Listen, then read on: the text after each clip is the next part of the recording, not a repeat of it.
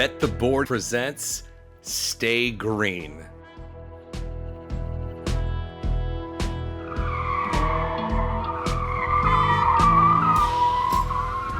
Stay Green is your first stop for all the metrics, matchups, and money-making opportunities at the track each race week.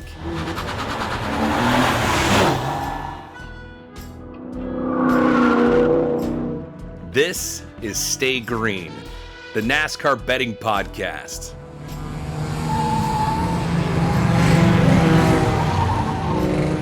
Here are your hosts, Todd Fuhrman and racing analyst Chris Werme. Welcome in to the Stay Green podcast. As playoff races continue to tighten up, we know one of the final four members will be vying for the championship in Phoenix 3 short weeks from now, but we'll get to him in a matter of moments. I am your host, Todd Fuhrman, joined as always by professional NASCAR bettor and racing analyst Chris Werme. And Wormser, we can have a collective sigh of relief for all of the Stay Green listeners. Kyle Larson didn't make us wait until Martinsville. We know he will be racing for the championship in your backyard. Oh, I mean, what a difference a round makes. You know, the round of 12 was a little stressful when you had, Texas, Talladega, and the Roval. I thought Larson did everything right in those, with the exception of a restart at Texas. He was out to a 5-second lead, a track where no one was out. No one was getting out to that kind of lead. Thought he had the best car, gets a DNF with a late race spin. And then you have, Talladega, I remember messaging with you, okay, Larson, just finish fifth. And then as they come to the checker, he loses 10 spots in 50 yards. And that was a difference. And then he starts off the Roval with in a backup car because he couldn't keep it on the track in practice. So it's nice to not have to sweat these next couple of weeks. And it's a massive advantage to have resources dedicated towards getting that Phoenix car ready. We saw it last year with Joey Logano. We saw it the year before with Kyle Larson. Yeah, some of the numbers don't lie. When you look at the first driver to secure passage to the Final Four, I think it's 3 out of the last 6 years that driver has gone on to ultimately win the championship. And of course, it's not coincidence that is indeed the case. For those new to the Stay Green podcast, obviously 3 races to go. Where have you been all season long? But we break this show into 3 parts. Stage 1, all about what we learned from the previous race and things we can potentially apply going forward. Although we have an interesting topic to discuss on today's show that normally doesn't rear its ugly head. Stage 2 will reset the title odds as we've done throughout the course of the postseason. And last but certainly not least, all about the drivers to watch this weekend at one of Chris's favorite tracks. So, Worm, before we get into some of the takeaways, if there are any that you feel are applicable going forward, the Ryan Blaney fiasco. So Ryan Blaney, for those folks who don't follow NASCAR inside and out, gets disqualified in post-race tech, and then NASCAR overturns it. Well, for Ryan Blaney and his quest to get into the Final Four, not that big a deal. He doesn't lose any points. Everything is the status quo. For sports bettors, it is a very different dynamic, and it's something that I'm not quite sure if there's a quick and easy fix to it. Now, full disclosure here, we had Ryan Blaney in a matchup. It didn't matter. He finished behind Brad Kay, so we weren't going to be able to cash that. But for those folks who went from thinking they had won head-to-head matchups to thinking they had lost and ultimately did lose those matchups to, wait a second, the NASCAR's overturned the decision. Nope, tough luck from the sports books. You're not getting your money back. I don't know what the right answer is. From a betting integrity standpoint, do we want to see sportsbooks honor the results when the race goes final? Do we like the rule that we have to wait until post-race inspection is complete? I don't think it's a simple solution, but it's one that bears some discussion. So I understand why books want to wait until the race is official or after tech. I understand that. But what they're trying to do is protect against a team member either making a bet themselves or letting someone else know that, hey, we've juiced this car, or we have this and we think that it's going to benefit us in some way. But I don't think that that's actually going to happen. Like I bet this sport as much as anybody else. No one's sending me a message saying, hey, Blaney's right rear shock is a little longer. I think that there's so much money involved and there's so much at stake that no one is going to risk that information. Not to mention, I doubt, these teams in the garage areas, there's so many guys involved. Maybe one or two of them knew that this was a thing. And so I still think that NASCAR should just go, or sports books should grade NASCAR on that checkered flag. I understand what they're trying to avoid, but that information does not leak out. Like it's like the UFOs with the U.S. government. It's like, wait, everyone has just been tight-lipped about this for so long. Like it's just not a thing. So I think they should just grade out when the checkered falls, and don't worry about the tech, because it's so hard, especially when you can appeal, right? So there's an appeals process with NASCAR. If you get fined or you get points taken away, you can go ahead and appeal. Well, what happens if you then win the appeal, which is essentially kind of what happened with Ryan Blaney? Are you going to be able to call your sports book and say, oh, hey, actually? So I just think just grade them when the checkered flag falls. There's no one is giving out this information of, whether it was these bolts to get Kevin Harvick's car tighter at or to loosen up at Talladega. That information's not leaking. So I understand why sports books are trying to protect themselves, but that's just not a thing. And there's no guarantee these cars are actually going to go out there and race better as a result. Like if you're looking for something that's a predetermined outcome, I'm not here to try and flip coins and try and give myself a modest edge in any capacity. Now, maybe if we had the intel about Ty Majeski and what was going on, the funny business with his tires, might have been a little bit of a different story on short tracks. But that's the whole thing. And I think NASCAR, when they go through post-race inspection, I know they have their policies and protocols. You and I aren't privy to exactly what it takes. But for me, I look at it like if a driver is clearly doing something to gain a competitive advantage, then fine.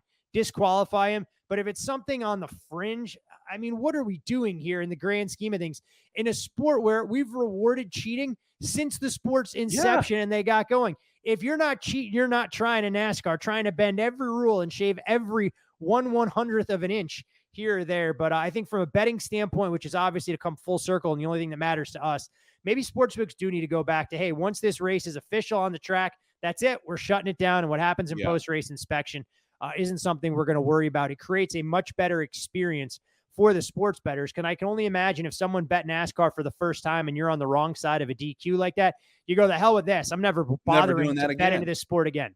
To try and do all of it. So other than that, in terms of what we saw unfold on Sunday for Vegas, it felt like the race played true to form. None of the playoff drivers really got themselves into trouble. Christopher Buescher got a better finish, in my opinion, than the race car he was driving, but we've seen it at 1.5 miles. Look, Vegas was held pretty true. Nice to see Kyle Busch finally show up, though, with back-to-back third-place finishes when the races mean absolutely nothing for him going forward.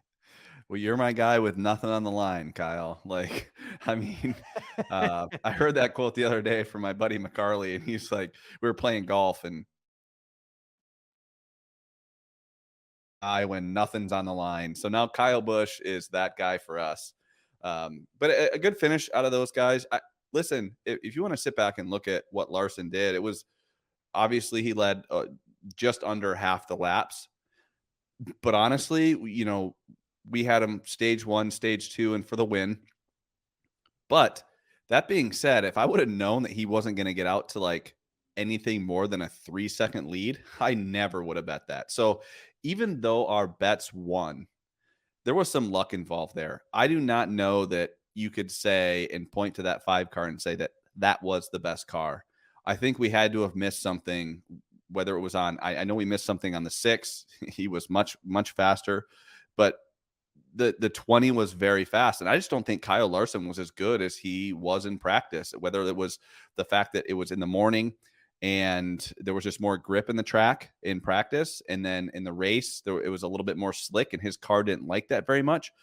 But, if we're going to be objective about this, Kyle Larson didn't have the best car. Well, he arguably had the best car, but it did not warrant this size bets that we were making on him to win stage 1, stage 2, and stage 3. We were lucky to cash, but I mean, he hits the wall and burns up his right rear, loses 3 spots. 10 seconds later, there's a caution. And then everyone ahead of him on pit road takes 2 tires and he's the first guy off with 4. So he's able to win stage 2. Well, that thanks doesn't happen very to often. Alex Bowman for that, because if Bowman Yeah. doesn't bring out the doesn't bring out the caution, I don't think Kyle Larson has a chance to get back to the front of the pack for stage 2. So his teammate did him a huge favor and may or may not have been the reason that they were able to go out there and win the race. Yeah, it's just important that we go back and look. So that way next year when we see similar practice times like this, we were fortunate enough to cash those bets. But if I go back and objectively look at it, we probably shouldn't have made them. We should have had smaller positions at least, or not been all in on Larson, or maybe had some Bell. That would have made me feel a little bit more comfortable with our card. So it's just one of those things where I'm going to take it when I can get it, because this sport is really hard to bet on. And and you mentioned Christopher Bell. Look, I mean, he got to the bumper of the 5 car, and this is the final point I think that's worth discussing when we look to put a bow on everything we saw in Vegas. I mean, the 20 has been there and finally starting to put together runs. The qualifying was there early on in the playoffs. If this is maybe a lap longer, the 20 has a chance to pass the 5. Yep. Credit to Kyle Larson for giving Christopher Bell the kudos, saying, look, a lot of drivers would have gone through him and just tried to drive through his bumper to get the win. And I think Christopher Bell, in the back of his mind, when you listen to that post-race interview, had a little bit of buyer's remorse there in terms of him potentially being able to do more. Now Christopher Bell goes to 2 tracks, one where he won last year in an elimination race at Martinsville, but you look at his history, especially at Homestead, I don't know if we can call Christopher Bell a car to beat, even if he goes out there and qualifies inside the top 3. Well, I think that his price, they have to bake in a top 3 qualifying on him anyway. I mean, he is arguing I think 6 poles this year. He's the guy to put it on the pole on 1.5 miles. And we just haven't seen that kind of speed. This is the first time Chris Bell has run down anybody and actually competed for the win. I know that he has 1 win, but that was gifted to him by poor pit strategy on a dirt track. So this is the first time where I actually kind of did a double take on Chris Bell, and we can talk about this when we get to this week's race at Martinsville. If that's an indication of this 20 team finding a little speed, we know he can win anywhere. He could win here at Homestead. I don't think he has that top line figured out quite like the 45 and the 5 do. But if they did find something, we know he can go out and win at Martinsville. Now, it does take a little bit of strategy, but I think that the 20 team has to be feeling pretty good. I know that, yes, maybe some buyer's remorse that he didn't get, maybe into Kyle, or it's hard. Rubbin is racing. Rubbin is racing. Worms are rubbing is racing. I know. But either way, I thought it was a good race. And I think that this 20 team has to leave Las Vegas, although they finished second, with their head held high, knowing, hey, we have a chance with a great driver and in tracks where he's been good at Homestead, and was able to pull out a win at Martinsville last year, which I thought was highly unlikely. So it'll be interesting to see what happens. It's created some interesting storylines with 2 races to go before we know who the 4 will be racing at Phoenix. We wave the green, white checkered flag, and we close up shop on stage 1. You can follow Chris on social media at Chris Werme 15. I'm Todd Fuhrman. You can follow me there. Most importantly, follow the podcast for all things Bet the Board at Bet the Board Pod. And Wormser, we can go right into stage 2, which is all about updated title odds. Kyle Larson, of course, clinches his place. We see his price sub 2-1, regardless of where you look. William Byron in that 3.5, 4-1 range. He's 9 points clear the cut line. Martin Truex Jr., 2 points clear, 5.5-1 on the 19. Denny Hamlin, similar price tag, also 2 points clear. And on the wrong side of the cut line, if the season were to end today, Christopher Bell, you can find him right around 9 or 10-1 if you shop around. And that's when you start to get into the double digits. Tyler Reddick, Ryan Blaney, and Chris Buescher, all 16 points or greater away from securing passage. And Reddick at 15-1, Blaney upwards of 30-1, and Christopher Buescher in a very similar price tier. Obviously, we're not going to encourage anyone to bet Kyle Larson now. Unless you feel differently, I think this price will only drift out unless there are 3 other Cinderella stories that he's racing against in Phoenix. But I have to believe Phoenix in and of itself, if favorites hold, you'll be able to get Larson in a group bet essentially at 2-1 or better. So you look elsewhere at the other 7 drivers. We've talked until we're blue in the face, and Carolina blue, hopefully, about Tyler Reddick offering some value in terms of the way this season has unfolded. Here we are, 14-1. But you look at the next two races, does Reddick have to win at Homestead for you to feel comfortable that 14-1 is going to have legs the first Sunday in November? I think he does have to win at Homestead. And here's why. If you look at these 8 drivers that are left, you have Larson, Byron, Truex, Hamlin, Bell, Reddick, Blaney, Buescher. I don't know how many drivers outside of the playoffs are actually going to be beating most of these guys when it comes to stage 1 and stage 2. Even if Tyler Reddick, let's just say he finishes second in the race, so not quite. You struggle with math, by the way. So if you're going to go into a NASCAR math lesson here, this is going to be really dicey. So even if he goes out there and scores 20 stage points, I mean, how many points is he really going to make up on Denny Hamlin, who, let's just say Denny goes out there and scores 10 stage points and then, finishes 5th in the race.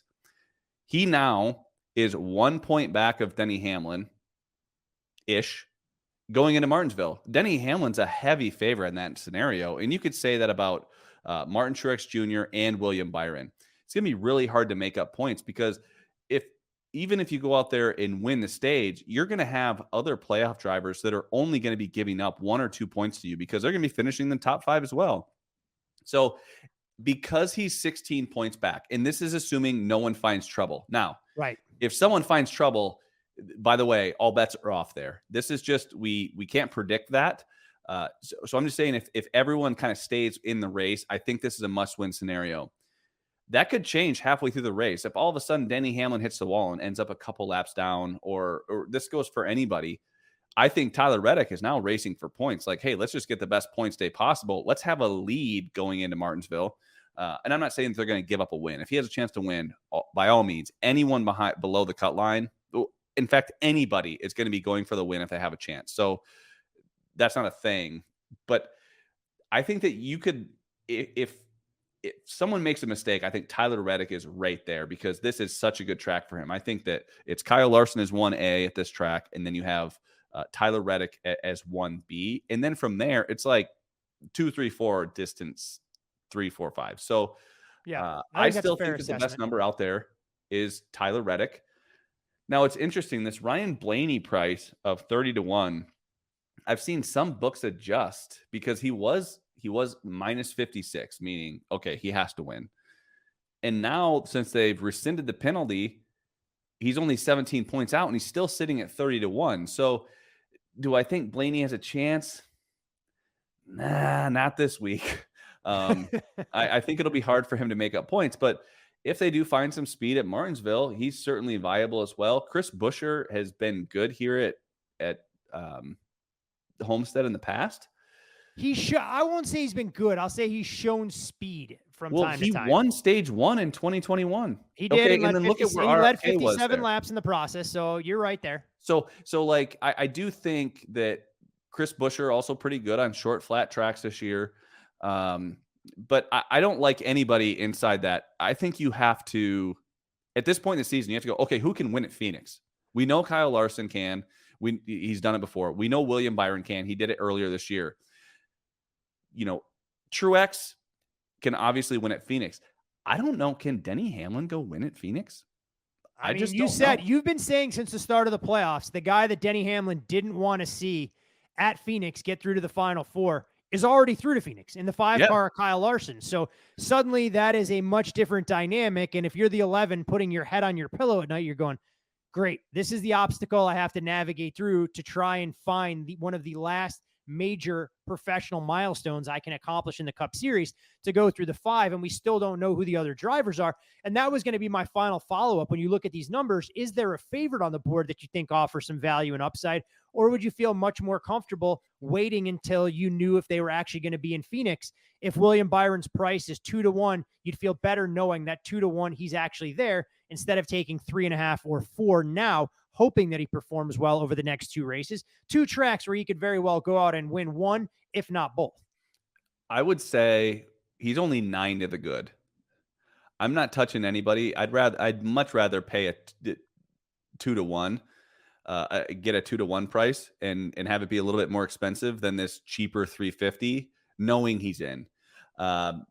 I just think at 9 points, that is so fragile. I mean, that's a speeding penalty, and you're all of a sudden you're on the outside looking in. And now William Byron's been exceptional on pit road and it's just been there in every race. So except Kansas, except for when we pick him. But I don't know. The other thing too is if you're Kyle Larson, who do you want to see in the playoffs, or who do you want to see at Phoenix? Like, do you want to see Chris I don't think Kyle gives a shit. I mean, if you're Kyle, he tries to win every machine he's in. It doesn't matter if it's dirt. It doesn't matter if it's modifieds. If it was a Legends car, he's going to try and win the Indy 500 next year. Kyle Larson's going to go out there and drive the shit out of whatever piece of equipment's under him. I'm not sure at the last pit stop, Kyle Larson's going, you know what? If I lay back here, I can give the 17 a chance to win because I don't see him as a threat and potentially bump someone out. Maybe I'm wrong. Maybe I'm naive. I'm not sure that's a scenario that'll play out, but go ahead, put on your tinfoil hat and lay it out for us. So here's what I think. If Kyle Larson has a 5-second lead with 10 to go and he sees Chris Buescher behind him, I think I got a tire going down. These races are so damn hard to win. Are you really going to? I gives him the best chance to win. I mean, are you really going to test the fates and put it in the hands of the racing gods by throwing away one of 36 races you have a chance to win because you think it's going to give you a better opportunity in the finals? I feel like we see this in other sports that as soon as you lie down, Murphy's Law, what can go wrong will go wrong. And if Larson does this, he's going to somehow have a tire that goes down on lap 12 at Phoenix because he pulled this kind of stunt. Well, maybe I'm wrong, and I'm not looking at it from a 10,000-foot view of how you should be approaching strategy. I just feel like that's a little bit of a leap of faith. If you're Kyle Larson, the 3 drivers that you don't want in there are Truex, Byron, and Blaney, in my opinion. I think that those are the best guys at Phoenix.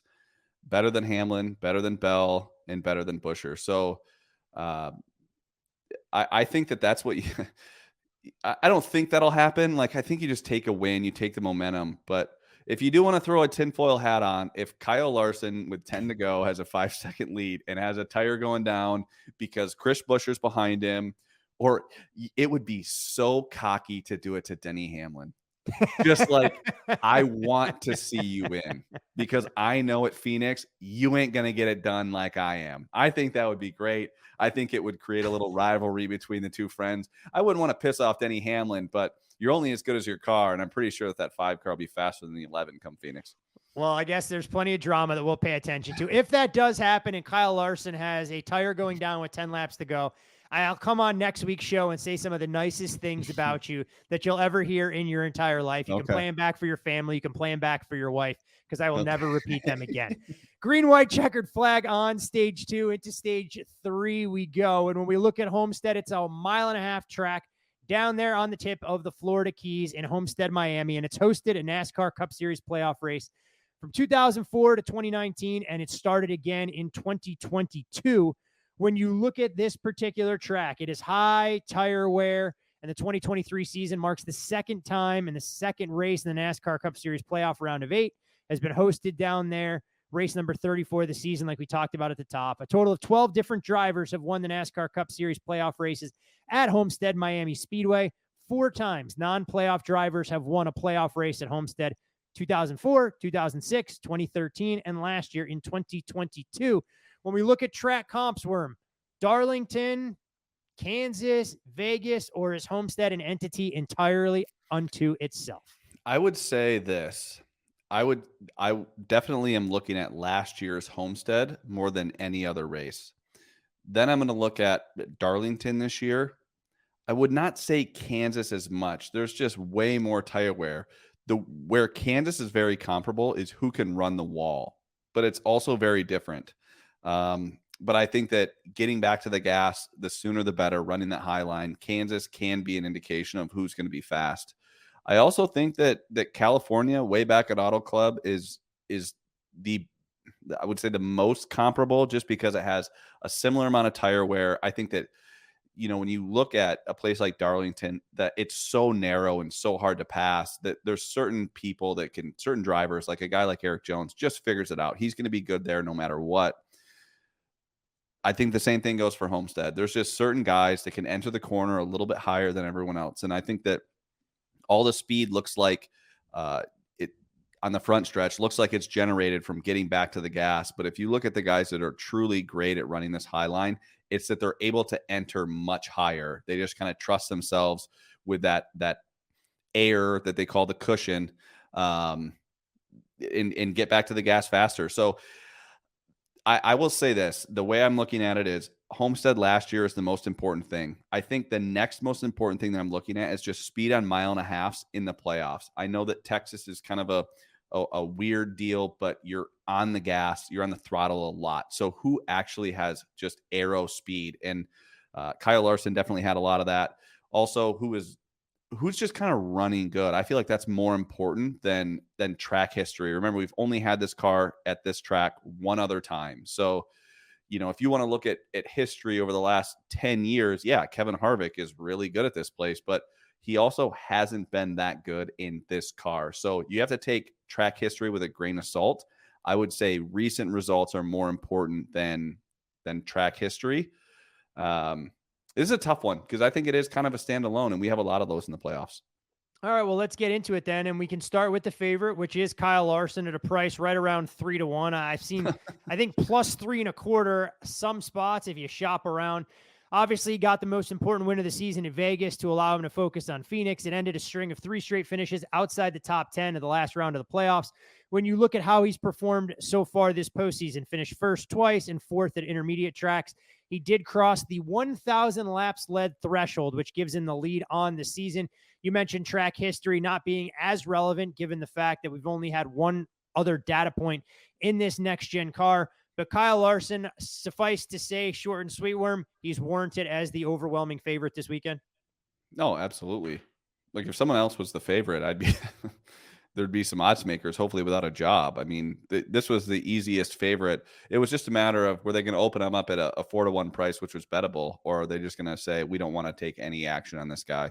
I think it's to be honest, I probably would have opened him shorter than 3-1 just because there's no reason to even expose yourself to this. Kevin Harvick at Phoenix type pricing is what you're suggesting here?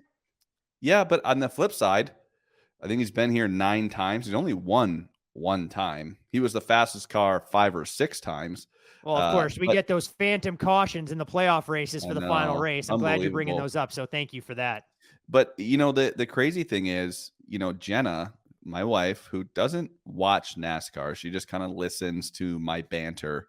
She actually nicknamed Larson the bed shitter because he just late race restarts. He never gets it done. So, you want to bet on the best car. You can't control when cautions are going to fall. It's really hard to control restarts. So I still think that they're right to have him as the favorite. But where's his price go? If he puts it on the poll and looks good in practice, what are they going to open him plus 175 or 2-1? I mean, here, I'm looking at one of the most prominent shops out here in Vegas. And since I don't like to plug any books that don't pay our bills, I'm not going to.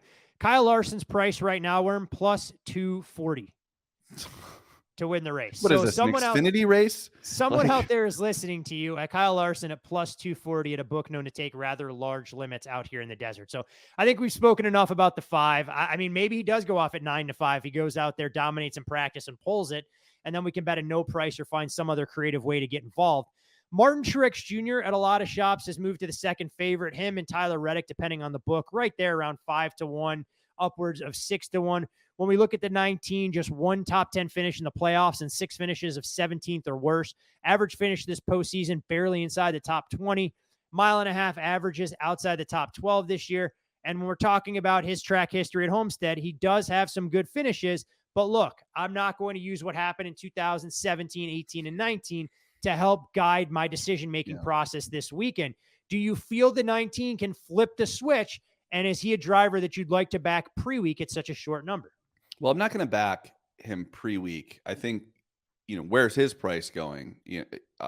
If his price goes to 4-1, that's going to be 2 drivers sub 5-1. I just don't see that happening. So, we're definitely waiting on Truex. I certainly think he's going to be great. He runs the wall well. He was phenomenal here last year. Even though he was spun on pit road, he was able to finish 6th with 18 laps to go. I mean, it was like he was shot out of a cannon. So he also had a ton of speed at Vegas. One weird strategy call where they decided to stay out, and I think to that whole 19 teams credit, they thought that more guys were going to stay out there, but they unfortunately stayed out at the start of a stage.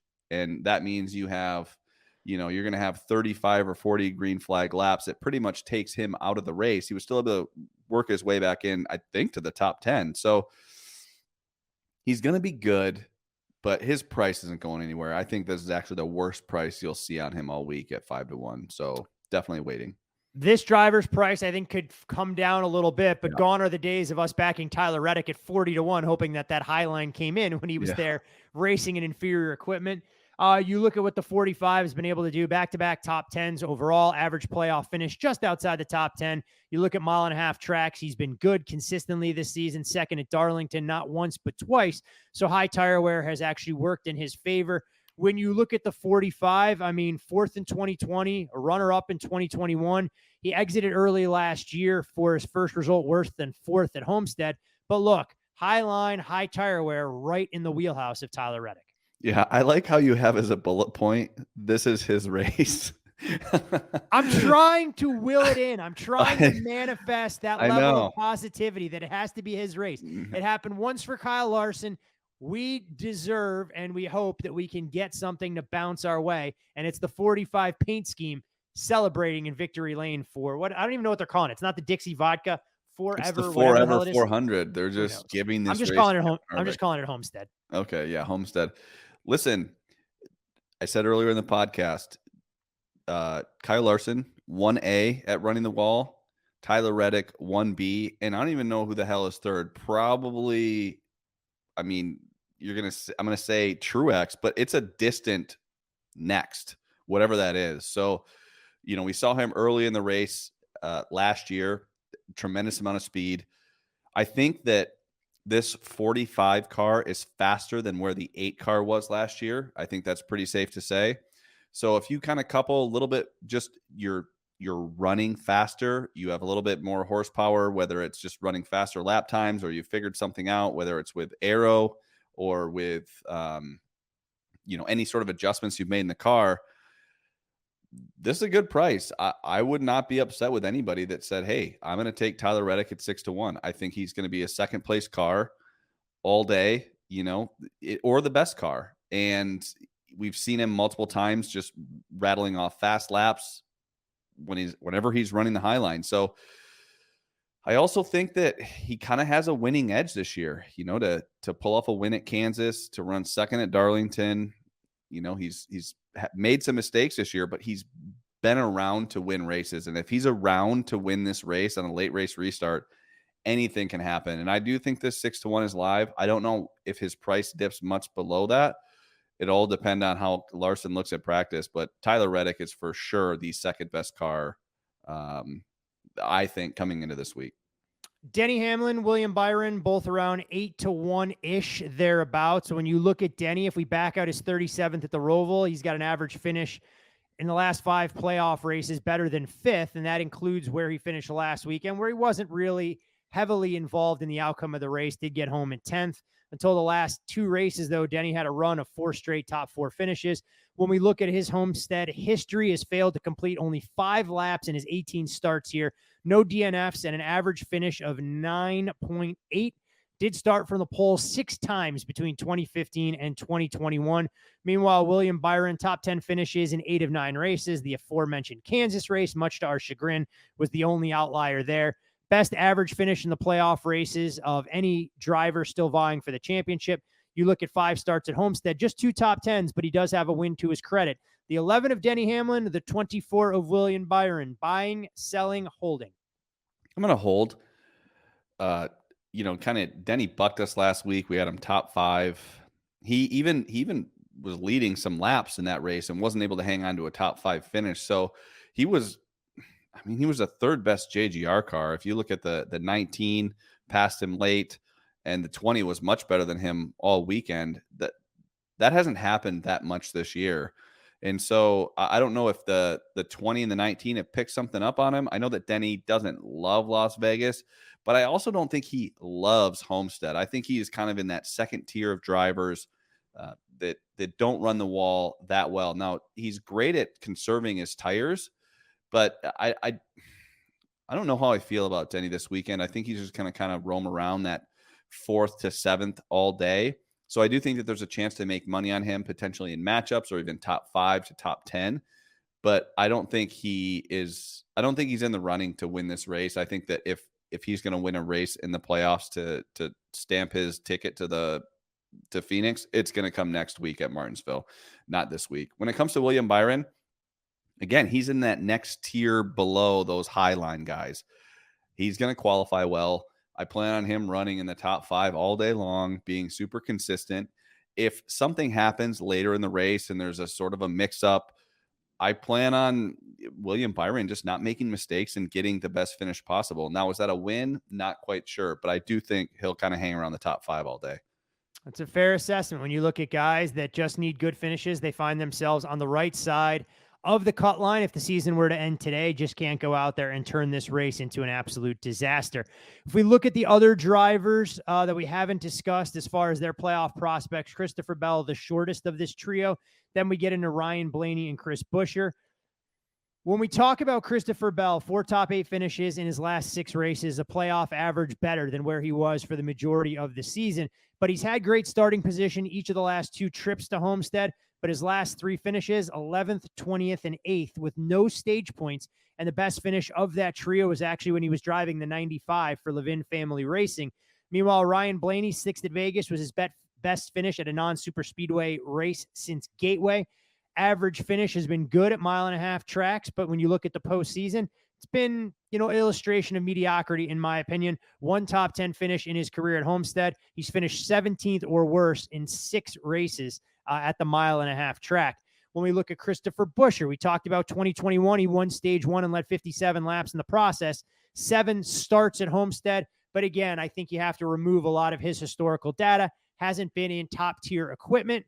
And we've known the improvements and seen it week in, week out that RFK has made, not just year over year, but from the beginning of the season. Yeah, I think let's start with Chris Bell.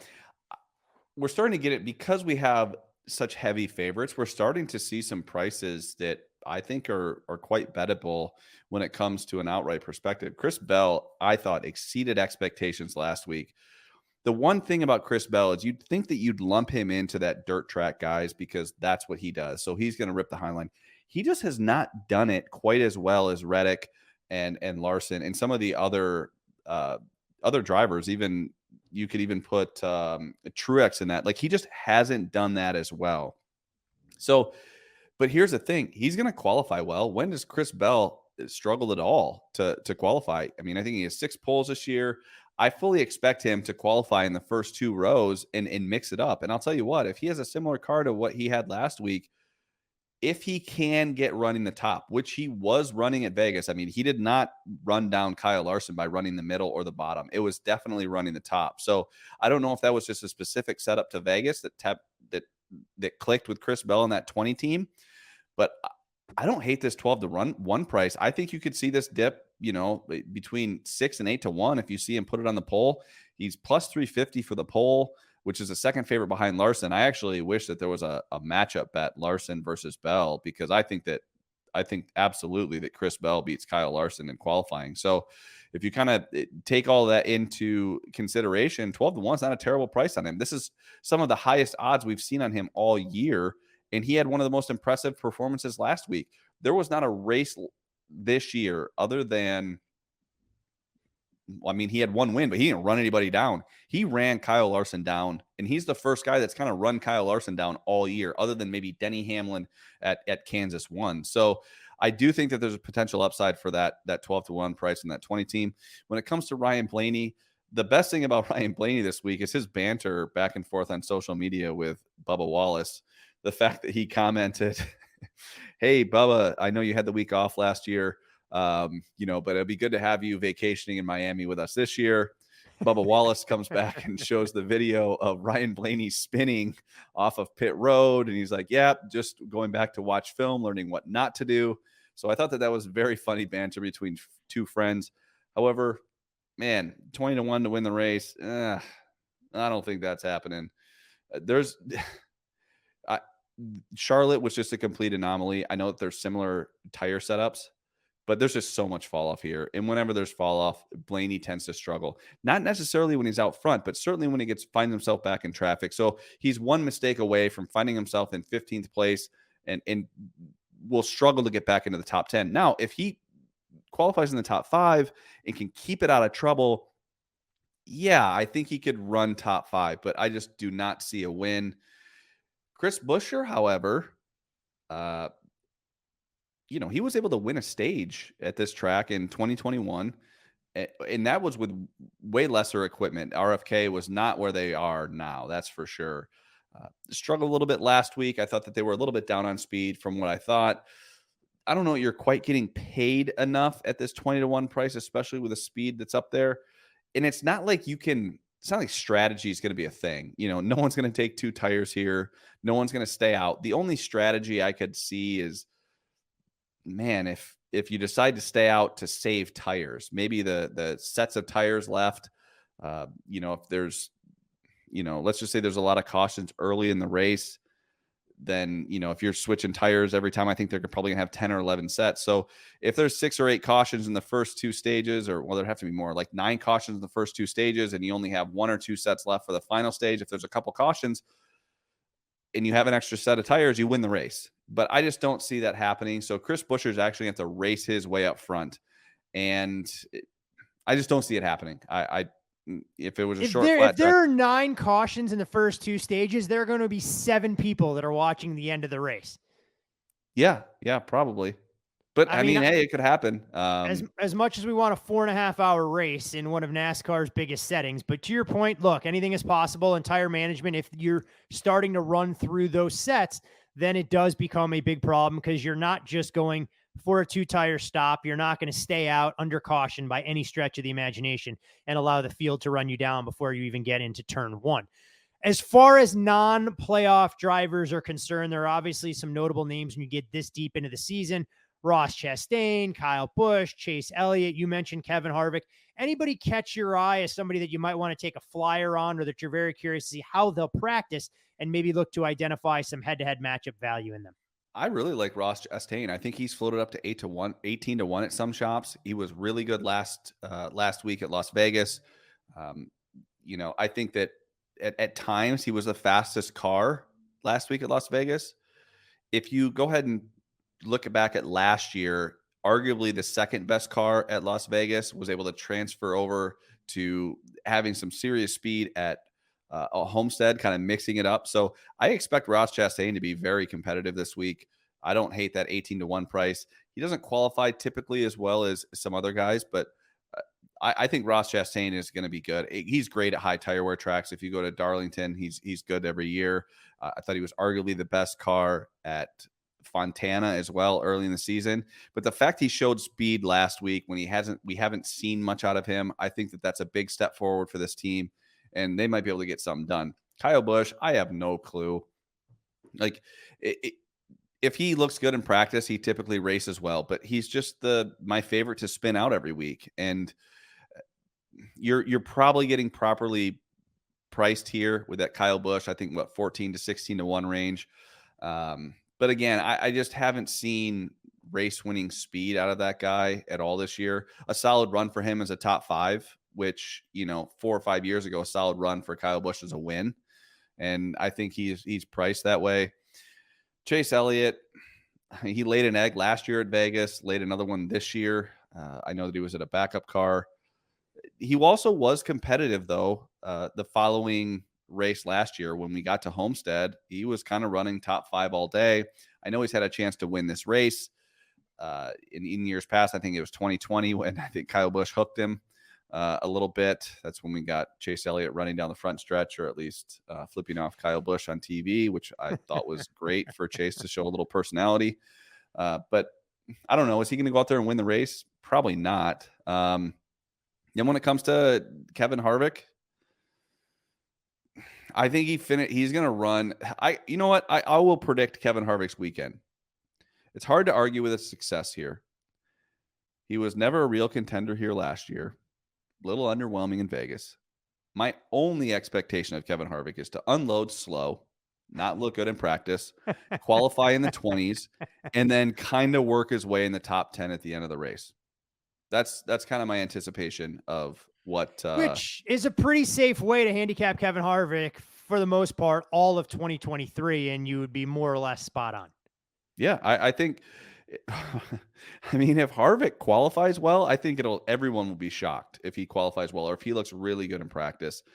Harvick is just, a lot of the stuff, the content that I think SHR is putting out, I don't know if you've seen any of it on social media, but man, it's kind of nostalgic. And I don't know why Harvick retiring is having more of an effect on me than like Johnson or because you're old. Gordon. Because you're old. It starts to remind you how old you are when these drivers broke in when you were in your early 20s. And with Kevin Harvick retiring, you start to usher in that new era of drivers where everybody is younger than you. And you go, this absolutely sucks. Yeah. Well, the other thing too is, I started watching NASCAR at kind of, peak Johnson, but he was kind of on the way down. But Gordon had already peaked. And so I was kind of watching the last end of his era. Whereas Kevin Harvick kind of peaked when I was betting this sport, So it's amazing what he's done in that SHR equipment because, oh boy, have those other guys been really bad. So, I think Kevin Harvick will have maybe a top 10 run. I know he's sitting plus 110 for that top 10. I just don't know if that gets it done. If he gets it done this week, certainly not missing out on a price by not betting him yet, because I know how the rest of his weekend goes. Not going to look good in practice, not going to qualify well, and probably runs better than he looks.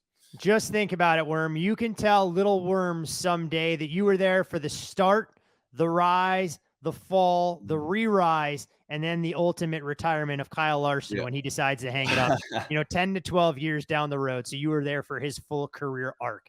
You can follow Chris on Twitter at ChrisWerme15. I'm Todd Fuhrman. You can follow me there. Most importantly, for all things Bet the Board, follow the podcast at Bet the Board Pod. And all right, Wormser, time of the program where we put all of our hard work to good use and try and identify a pre-week wagering opportunity too good to pass up. Get us to the promised land, my friend. All right, I'm going to give you an option of two. Do you want a top 10 bet or do you want a manufacturer bet? You know what? We're at the end of the season. We're going 2 for 1. So we make the rules around here, share them both because we're going to kick ourselves either way. If you pick one, that one loses and the other wins. So we're taking them both.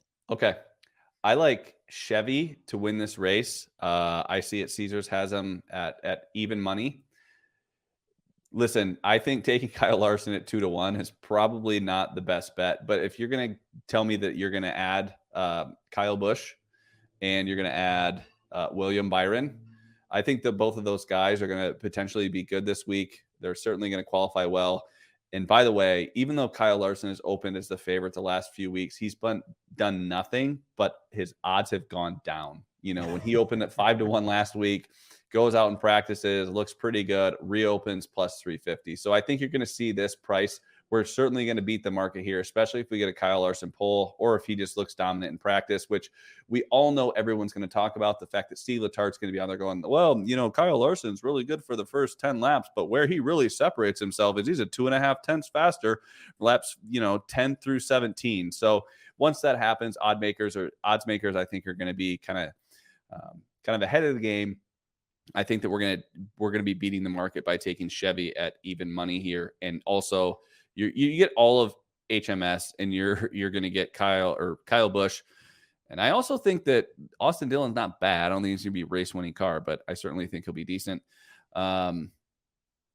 And then the other one would be Brad K top 10. I think Brad K top 10 at minus 130, open minus 110. It's taken a little bit of action so far, but I think Brad K minus 130. I know that that's at Caesars. There's some other places that are minus 140. So make sure you shop that price. But I think both of those bets have a really good chance at winning. And I think Brad K could also go out there and put together a good qualifying effort. So if that's the case, I know he'll be good on the long run. And he's shown more speed this year than he did last year, and he was a very competitive car last year. So I anticipate the 6 to kind of continue to roll with good finishes.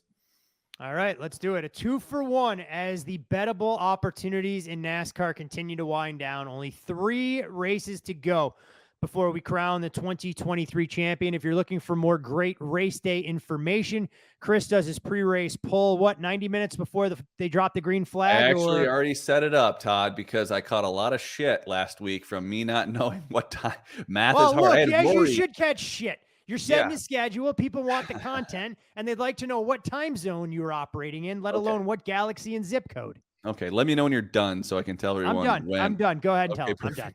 All right, so it's at 10 a.m. Pacific, 1 p.m. Eastern. Be doing the pre-race poll. Going to go everything, all things betting, and then ultimately, my predictions for the race. Last week was had Larson picked, which was great, but also faded Brad Keselowski, which was bad. Definitely shocked me, but that makes me like this Brad K even more this week, whether it's an outright price or even a top 10 price. So 1 p.m. Eastern, 10 a.m. Pacific. All right, there we go. We got that hard part out of the way. Thanks, as always, to all you guys and girls for tuning in to Stay Green each and every week throughout the course of the racing season. Want to wish you the best of luck with wherever your investments take you for this Sunday for the Forever 400 from Homestead-Miami. Most importantly, with a pair of tickets in hand. As far as best bets are concerned, we'll see you at the window.